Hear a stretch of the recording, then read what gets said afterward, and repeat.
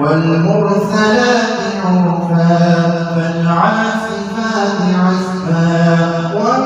والناشرات نشرا فالفارقات فرقا فالملقيات ذكرا عذرا أو نذرا إنما توعدون لواقع فإذا النجوم طمست وإذا السماء فرجت وإذا الجبال نسفت وإذا الرسل مقتت لأي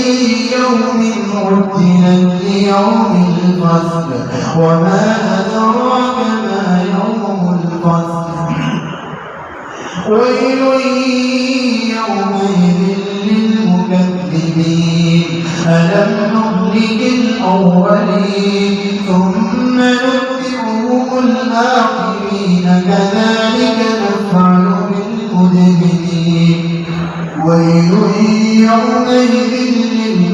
للمكذبين ألم نخلقكم من ماء مهين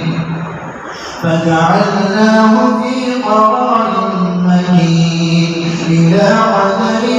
معلوم فقدرنا فنعم القادرون ويل يومئذ للمكذبين ألم نجعل الأرض كفاتا أحياء وأمواتا وجعلنا فيها رواسي شامخات وأسقيناكم ماء فراتا ويل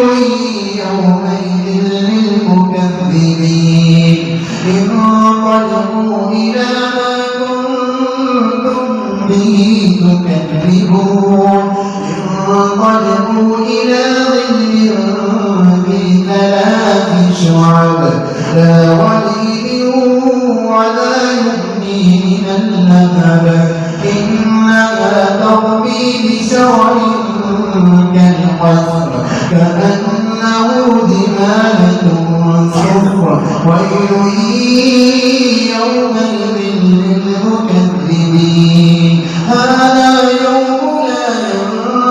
ينطقون ولا يؤذن لهم فيعتذرون ويل يومئذ للمكذبين هذا يوم الفصل جمعنا لكم والأولين